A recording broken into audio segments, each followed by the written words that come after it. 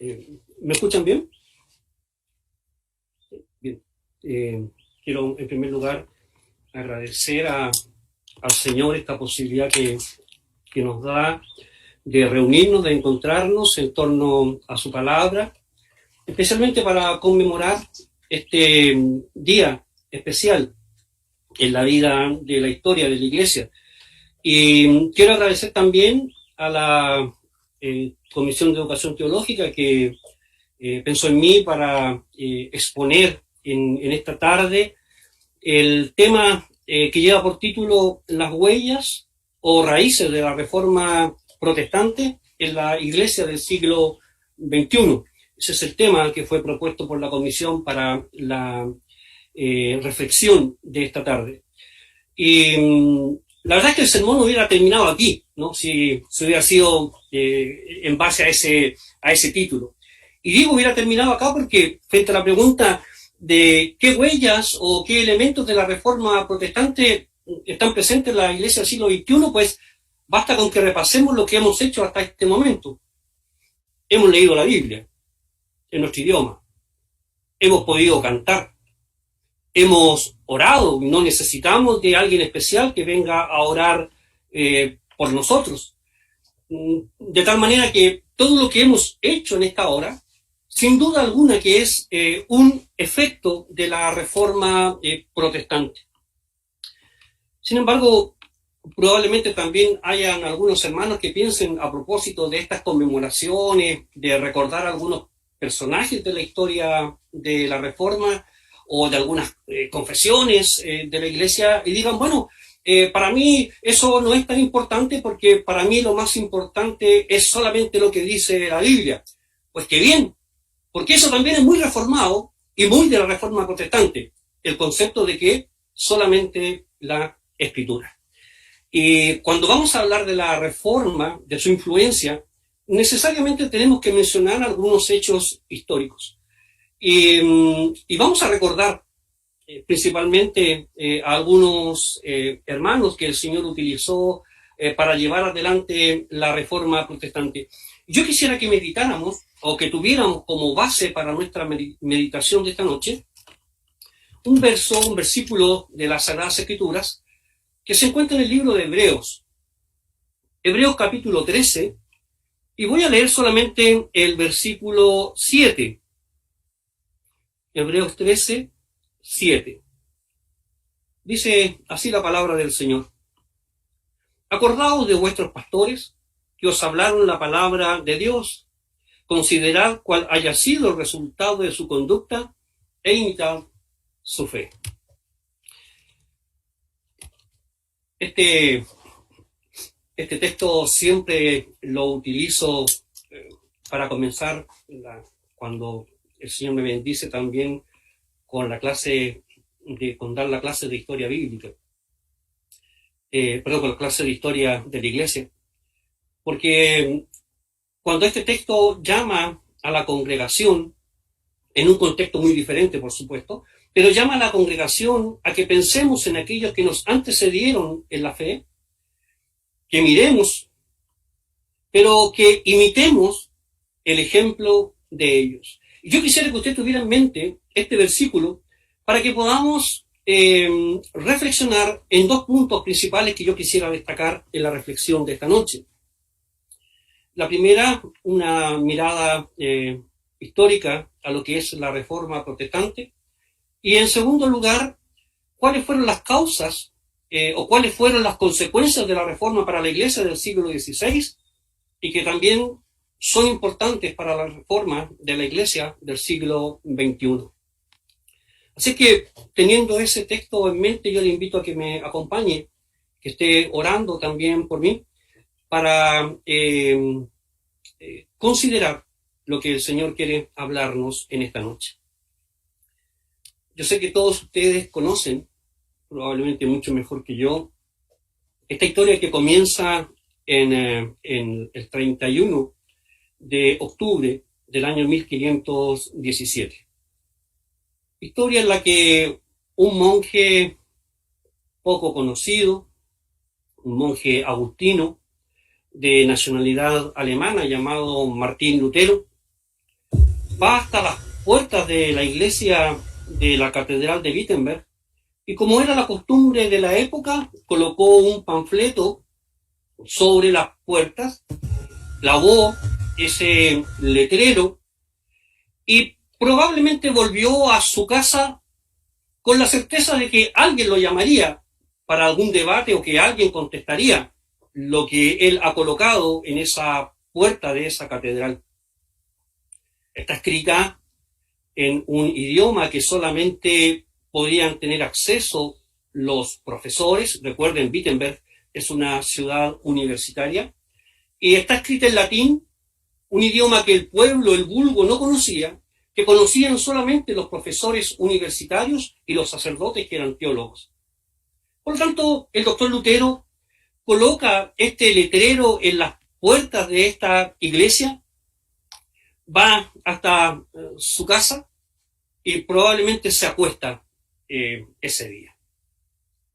Yo no pudiera pensar que ese acto tan simple, tan poco revolucionario, tan poco radical, tan poco violento, Dios lo haya utilizado para cambiar la suerte de todo el mundo cristiano, para impactar a toda Europa y para que el Señor resurgiera a su iglesia. Esta costumbre de colocar estos avisos para algún debate o esperando alguna respuesta en la Catedral de Wittenberg no era nueva. Ya desde el siglo XIII los seguidores de Wycliffe lo habían hecho, los llamados Lollardos, aunque no con el éxito que tiene la proclama de Lutero. Y ahí vemos cómo el tiempo es el tiempo de Dios, es Él quien domina y quien determina cuándo tienen que suceder todos los eventos. Lutero ignora en ese momento cuánto va a impactar en la vida de millones de almas esos 95 artículos que él coloca en ese panfleto. Sin saberlo, este monje agustino descansa. La historia dice que son sus amigos, son sus alumnos los que toman este panfleto, lo traducen al idioma alemán, lo traducen a otros idiomas, y prontamente estas críticas de Lutero a la Iglesia comienzan a diseminarse por toda Europa. Lutero no sabe el alcance que ha tenido su cuestionamiento a la Iglesia de Roma. Lutero no sabe cuánto va a impactar la vuelta a las sagradas escrituras de la Iglesia, cuánto va a impactar en la adoración de la Iglesia ese documento, y cuánto va a impactar en conocer la gracia de Dios. El doctor Lutero está iniciando un movimiento mundial que purificará la Iglesia de Cristo y purificará la Iglesia de doctrinas humanas, de una adoración falsa dentro de la Iglesia de Roma, de un falso sacramentalismo y, por supuesto, de tradiciones humanas que se habían agregado a la Iglesia de Roma. Todos estos elementos que van a ser purificados, sacados de la Iglesia o cuestionados de la Iglesia de Roma, es como la Iglesia durante la Edad Media vio entenebrecida su comprensión de nuestro Señor Jesucristo. Algunas objeciones a este movimiento. Para algunos, especialmente los romanos, la reforma es una división, es un quiebre, es una escisión profunda en la Iglesia cristiana. Para otros, es un tema de poca relevancia, casi sin importancia. ¿Qué tendría que ver un evento que sucedió hace 500 años, 503 específicamente? ¿Qué es lo que tiene que ver con nosotros hoy día? Pero, y aunque la reforma tuvo diferentes características, ya sea la reforma luterana, la reforma calvinista o la reforma anglicana. Todas tuvieron un tronco, una base común. Todos los reformadores compartieron una base común que transmitieron a las congregaciones, a los que vamos a llamar los principios fundamentales de la Reforma. Y estos principios fundamentales de la Reforma, tradicionalmente los historiadores de la Iglesia y los teólogos acostumbran a clasificarla en 5 puntos, o también llamadas las 5 solas. Sola Escritura, sola gracia, sola fe, sola Cristo, solo a Dios la gloria.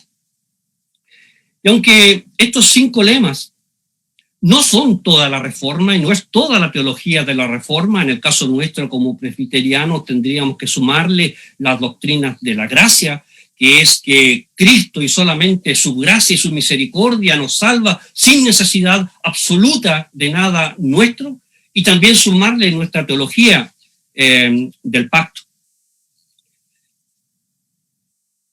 Esta presentación que queremos hacer con la ayuda del Señor esta noche, mi intención no es mostrar a los reformadores como personas sin errores. Los reformadores tuvieron tantos errores y fueron tan pecadores como lo somos nosotros. De hecho, el texto de Hebreos nos llama a que consideremos su conducta, que miremos su ejemplo y en comparación a su actuar, veamos qué es lo que es de Dios y qué es lo que ellos enseñaron de acuerdo a las Sagradas Escrituras. ¿Se equivocaron? Por supuesto. ¿Fueron falibles? Por supuesto. ¿Son santos? Bajo ninguna circunstancia. Permítanme en este punto, brevemente, hablar un poco del doctor Lutero. Alfonso María Moreno, un biógrafo muy importante y destacado de Martín Lutero, en su texto Martín Lutero, Historia de una rebeldía, nos entrega los siguientes datos acerca de este doctor. Nace el 10 de noviembre de 1483, hijo de Hans Luther y Margaret Singler. A la edad de 14 años es enviado a Marburgo para estudiar leyes y para prepararse entonces para ser un abogado. Cierre de la cita. Sin embargo, algo va a ocurrir en la vida de Lutero.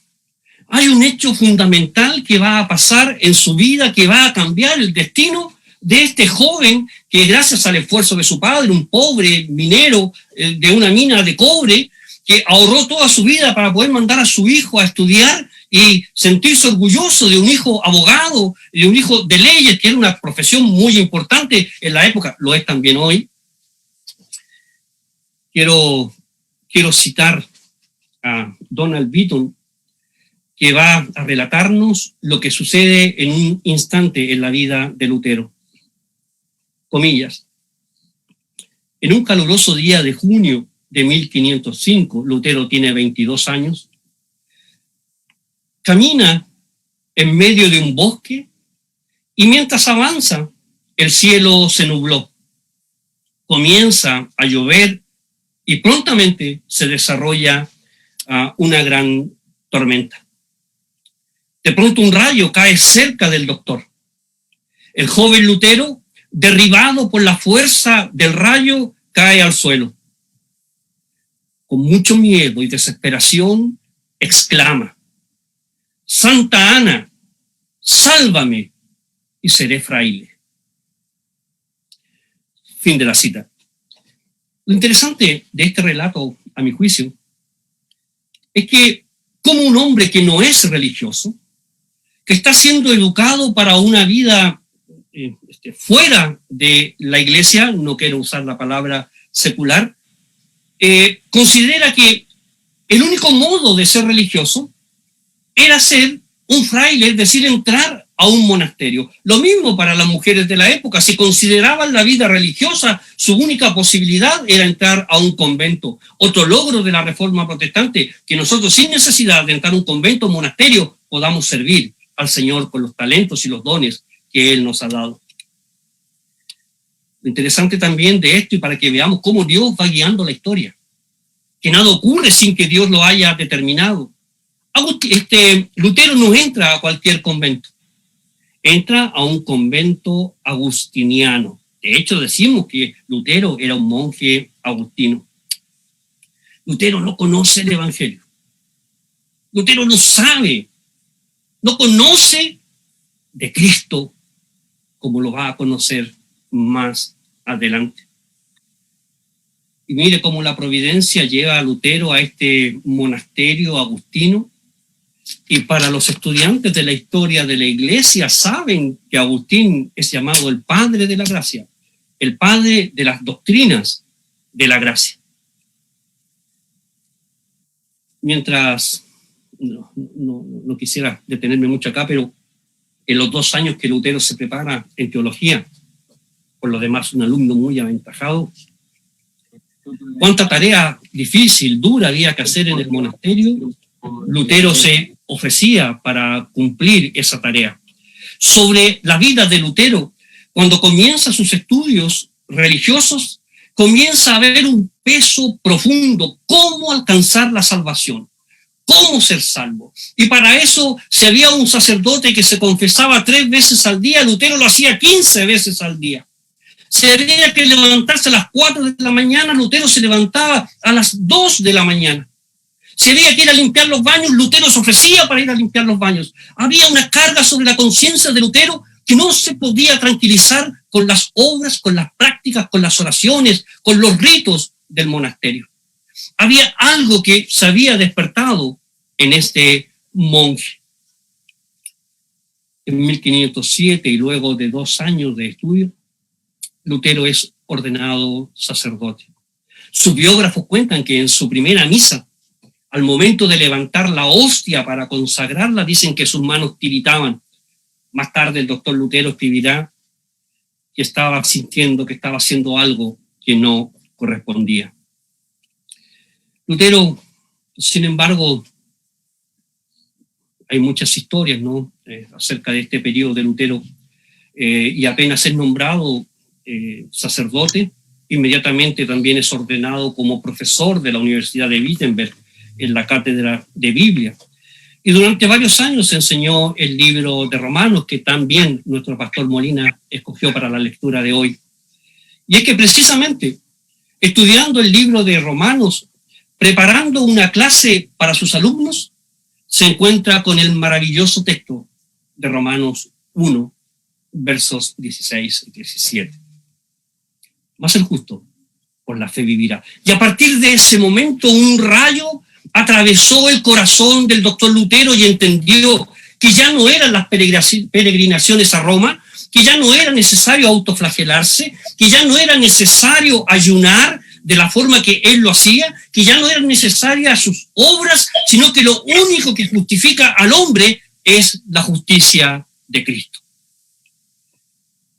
Los reformadores no intentaron bajo ningún punto de vista inventar o crear una iglesia nueva, sino que intentaron que la iglesia volviera al cristianismo primitivo, al cristianismo antiguo, y colocaron a las Santas Escrituras como la máxima autoridad. Y de aquí una verdad interesante para la iglesia.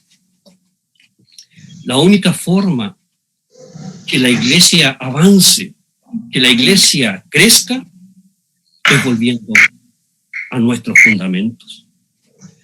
Dijimos al comienzo de esta exposición que hay una gota, sin embargo, que va a sobrepasar, a llenar el vaso, que va a provocar y va a hacer que la paz de Lutero se vea conmovida y tenga que colocar esas tesis en las puertas de la catedral. Y es las indulgencias o la venta de las indulgencias. Las indulgencias es una doctrina de la Iglesia de Roma que está muy relacionada con la doctrina del purgatorio. Y la indulgencia es una capacidad, entre comillas, que tienen algunos personajes extraordinarios en su santidad en la Iglesia de Roma, como María, como santos de la historia de la Iglesia, y como el Papa que por su nombramiento, por su oficio de Papa, siempre tiene el poder de perdonar, de sacar a personas que estén en el purgatorio. Que esta doctrina, como un dato, la iglesia, la catedral, la Capilla Sixtina se está construyendo, falta dinero para terminar y el Papa León X promulga la venta de indulgencias, ¿no? Y envía a un emisario a Alemania de apellido Teltzer a vender estas indulgencias. Frente a eso, frente a esa doctrina de Roma, va a ser la gota que va a rebasar el vaso de la paciencia del doctor Lutero e irá a colocar estas quejas a la catedral de Wittenberg. Entre tanto, las ideas, las preguntas, las críticas de Lutero recorren y se difunden rápidamente por toda Europa. Prontamente, Suiza, Hungría, Francia, se verán llenas de esta efervescencia de cómo Dios va despertando los corazones de hombres y mujeres y les va llamando al Evangelio. El revuelo va a ser tal que prontamente el emperador Carlos V va a ver que con el Evangelio de Lutero probablemente su imperio se vea destruido, se vea desquebrajado. ¿Y qué es lo que hace el emperador? Llama a Lutero a una reunión juntamente con los sacerdotes y principales teólogos de la Iglesia de Roma. En esta reunión conocida como la Dieta de Worms, Lutero se pone contento cuando es invitado a esta dieta, a esta reunión. Dice, al fin voy a poder tener con quién discutir. De parte de Roma habían venido los mejores teólogos. Y él decía, bueno, voy a poder discutir estos puntos que yo he colocado. Sin embargo, y para tristeza de Lutero, cuando llega a esta reunión, solamente se le formulan dos preguntas. La primera es que sobre una mesa estaban sus escritos, y le preguntan, ¿son suyos esos escritos, doctor Lutero? Y la segunda pregunta es, ¿está dispuesto a retractarse de ellos? A la primera pregunta Lutero responde fácilmente, sí, son mis escritos. Pero frente a la siguiente pregunta de que si está de acuerdo en retractarse, Lutero pide tiempo. La dieta le da un día más, 24 horas para que el doctor Lutero pueda pensar y pueda retractarse. Después de todo, lo que está en juego es la vida del doctor Lutero. A la mañana siguiente, el lugar donde está desarrollándose esta reunión está lleno. Los teólogos de la Iglesia de Roma, todos los príncipes de las provincias de Alemania, el mismo emperador Carlos V se encuentra presente y seguramente mucha gente que también quería saber cómo el doctor Lutero se iba a retractar de estas blasfemias que había dicho contra la Iglesia de Roma. Cuando se presenta Lutero frente a las autoridades, le preguntan, ¿y cuál es su respuesta, doctor Lutero? Cito textual, comillas, si no me convencen mediante testimonios de las Escrituras o por un razonamiento evidente, porque yo no le creo al Papa ni a los concilios, porque según consta, muchas veces han equivocado y frecuentemente se han contradicho entre sí mismos. Porque mi conciencia está cautiva de la palabra de Dios. Yo no quiero ni puedo retractarme. Que Dios me ayude. ¡Wow! Cuando escucho estas palabras me emociono. Me emociono porque me imagino a Lutero solo frente a todo el mundo. Y él decide ser fiel a lo que Dios le ha revelado en el libro de Romanos. Decide ser fiel al Evangelio, aún a costa de su vida. Pasemos al segundo punto. ¿Cuáles fueron las consecuencias de esta decisión del doctor Lutero? Esta decisión de Lutero de que su conciencia es cautiva exclusivamente de la palabra de Dios, no de papas, no de concilios, no de dogmas de la Iglesia, va a ser como un polvorín en toda Europa. Francia, Suiza, Bélgica, Holanda, Escocia, Inglaterra, se van a ver llenos, efervescentes del conocimiento, de querer aprender de estas nuevas doctrinas de la Reforma. No hubo en la historia de la Iglesia una reforma tan grande en la historia de la Iglesia, tal vez si la comparamos con el Antiguo Testamento, con las reformas que llevó adelante el rey Josías. ¿Cuáles fueron los cambios evidentes de la Reforma protestante? Primero, la autoridad y la centralidad de las Escrituras. En la Iglesia de Roma, si usted tenía la posibilidad de entrar o si entra hoy día, se va a encontrar con que el lugar principal de la Iglesia de Roma, el lugar más santo, el lugar que ocupa el centro de atención, es una mesa que es llamado el altar. Y sobre esta mesa, el sacerdote, cada vez que hacía su servicio, de espaldas al pueblo, en un idioma que la gente no conocía, y pronunciando algunas oraciones y fórmulas mágicas, transformaba el pan y el vino en el cuerpo de Cristo. Y cada vez que se reunía el sacerdote, volvía a sacrificar el cuerpo de Cristo. Los reformadores, lo primero que hacen es colocar la palabra de Dios en el lugar que corresponde en la adoración cristiana. A partir de ese momento, las mesas y el altar fueron sacadas del medio de la iglesia, siendo ocupadas por los púlpitos, de tal manera que cualquiera que entrara a una iglesia y viera que el centro de la iglesia es el púlpito, se daría cuenta que lo central de esa iglesia era la predicación de la palabra del Señor. Los reformadores colocan la palabra de Dios en el lugar que corresponde en la adoración cristiana. La Reforma coloca la Biblia en el centro de la vida de la iglesia. Lutero, Zwinglio, Calvino, Knox enseñaron la vuelta a las Sagradas Escrituras y que la centralidad de ellas es lo central en el culto cristiano. Nada puede ser más sublime, más solemne, que lleve y que concite más la atención de los hermanos en la iglesia, debe ser la proclamación de la palabra de Dios. Nada puede sustituir a la palabra de Dios en el culto cristiano. Los reformadores destacaron los siguientes elementos de la predicación y de la centralidad de la palabra: la lectura permanentemente de ellas, la traducción de la Biblia al idioma del pueblo, una predicación sólida, con una buena preparación de los predicadores, una predicación expositiva, verso por verso, de tal manera que fuera la palabra de Dios la que habla y además estableciendo una metodología de interpretación de la palabra del Señor. Para eso, todos los ministros de la Reforma debían prepararse.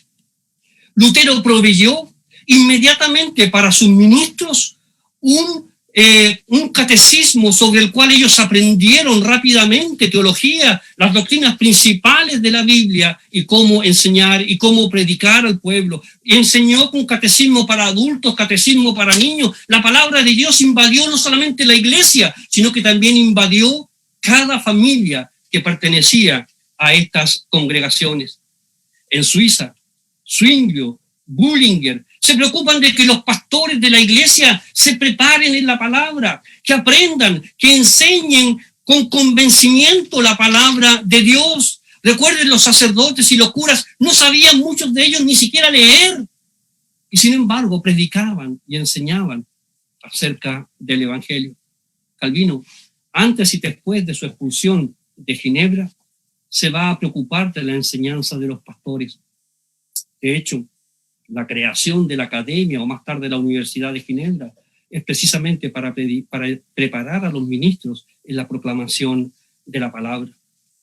Holanda, Francia, Hungría, Bélgica se preocupan por esta vuelta a la palabra. Imagínense ustedes, durante 1500 años escuchando historias que los sacerdotes repetían muchas veces con superstición, y ahora la palabra de Dios estaba al alcance de ellos en su idioma y se les enseñaba todos los días. Vean cómo la gloria de Dios actuó en ese periodo de la historia de la iglesia. Era todo espiritualidad, era todo Biblia. La Biblia se respiraba en la iglesia, se respiraba en los hogares de los hermanos, se respiraba en los magistrados civiles. Nada funcionaba sin que la Biblia fuera el centro. Como la Biblia fue el centro de todo, no solamente de los magistrados civiles, de los gobernantes. Los magistrados civiles debían gobernar con la Biblia en la mano. La iglesia debía estar llena de la palabra de Dios. Por lo tanto, una consecuencia lógica era que los hogares de los cristianos fueran también invadidos por la poderosa palabra del Señor. Los reformadores recuperaron para la iglesia la palabra, recuperaron para la iglesia la predicación. Por lo tanto, cada hogar cristiano, cada jefe de hogar cristiano se convirtió ahora en un sacerdote. Ya no necesitaba ir donde el cura, donde el sacerdote. Ahora, cada jefe de hogar era un sacerdote cuya obligación era enseñar a su familia las verdades fundamentales de la palabra del Señor. No había día en las familias de la iglesia reformada en que el jefe de hogar, o en la mañana, o en la noche, o en la mañana y en la noche, no tuviera un devocional, no tuviera oración con su familia. Y el Señor bendecía a su iglesia. El matrimonio, la crianza de los hijos, la sexualidad, el trato en la familia, todo reglamentado de acuerdo a la palabra del Señor. Finalmente, en este punto, lo otro que recuperan los reformadores, y ya para ir terminando, es la adoración. Durante siglos, Roma inventó ritos y formas de adorar al Señor. Cuando los reformadores recuperan la Biblia y ven que la Biblia no solamente es para los gobernantes, que no solamente es para la iglesia, que también es para la familia y también en forma individual, se encuentran con que la forma de adoración debe ser también de acuerdo a las Sagradas Escrituras. Se establece, dije al principio, que la reforma luterana fue distinta a la reforma anglicana y a la reforma calvinista, o reformada, mejor dicho.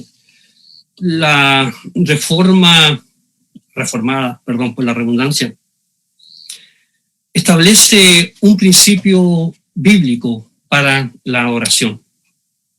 Y ese principio que establece la Iglesia reformada es que lo que no está ordenado para el culto está prohibido, que se conoce también como el principio regulador del culto. Y aunque este principio ha sido abandonado en muchas iglesias reformadas, otros lo han llevado a un extremo radical, lo cierto es que jugó un papel fundamental en la reforma.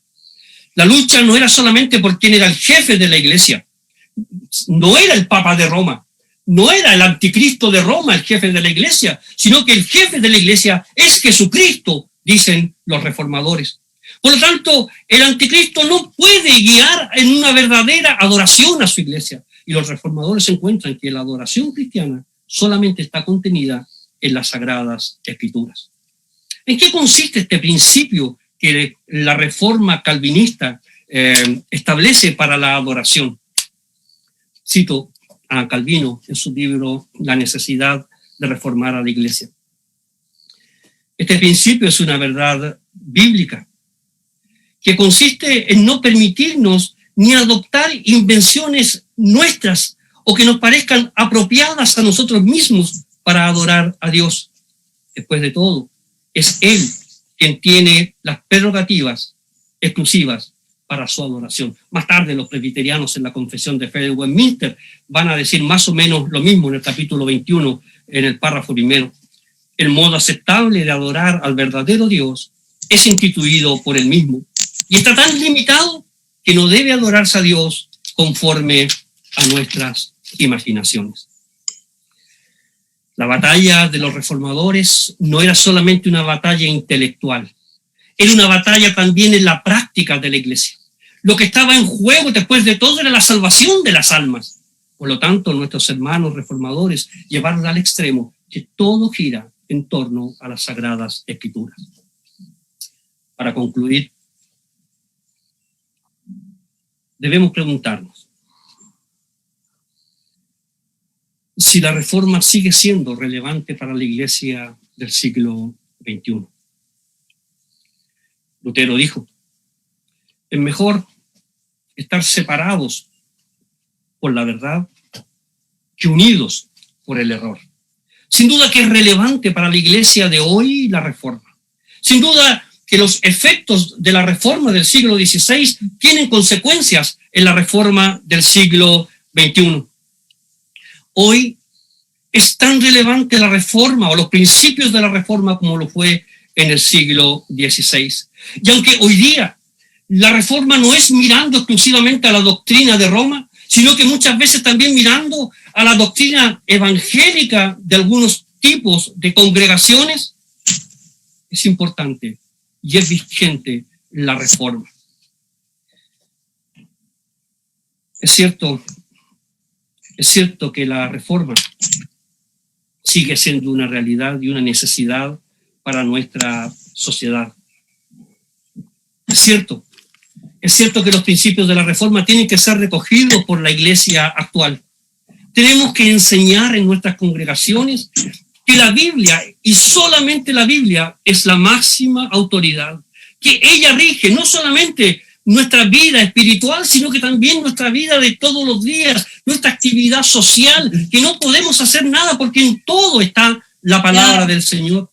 Tenemos que recuperar el concepto de que la salvación es por gracia, exclusivamente por los méritos de Jesucristo, y que ningún legalismo y que ninguna acción nuestra nos va a acercar más a Dios, a menos que sea Él quien en su amor y en su misericordia nos abrace. Los reformadores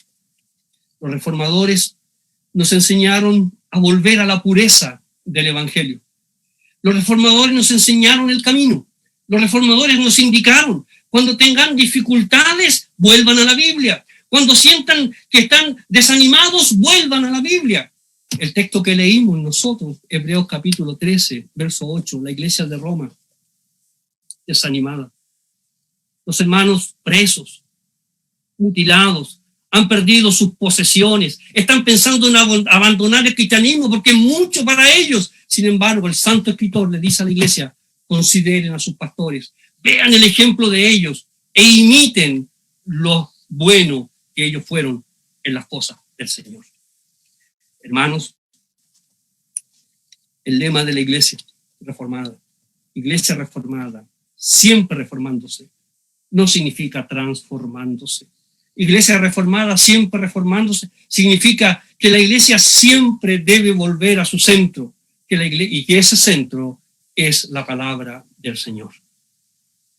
Si hay cosas que todavía son vigentes de la Reforma para nosotros hoy día, la palabra de Dios, su centralidad y superioridad por sobre todas nuestras opiniones, la fe que nos posibilita la salvación por gracia en nuestro Señor Jesucristo, y que todo eso redunda para la gloria del Señor. Les invito a que tengamos un momento de oración. Dios, damos las gracias, Padre bueno, porque siempre podemos leer tu palabra. Y yo ruego siempre, Señor, que a pesar de mis limitaciones, a pesar de mi pobre comprensión de las Sagradas Escrituras, sea el Santo Espíritu el que esté iluminando el corazón y la mente de cada uno de los hermanos. Que más allá del predicador, que más allá de todas las falencias, debilidades, pecados, tu Santo Espíritu actúe en nuestra mente y en nuestros corazones y nos convenza con aquella verdad bíblica que tú quieres para cada uno de nosotros. Y te pedimos que grabes a fuego en nuestros corazones esa frase, esa oración, esa idea que tú quieres y deseas para cada uno de nosotros. Te damos las gracias, Padre, porque nos permite siempre meditar en tu palabra, en los méritos de Cristo, nuestro Rey, nuestro Salvador, nuestro Mediador. Lo pedimos todo. Amén. Amén. Gracias a nuestro pastor Juan Lobos, entonces, por este tema que nos recuerda en una fecha cercana al día de mañana, 31 de octubre de 1517.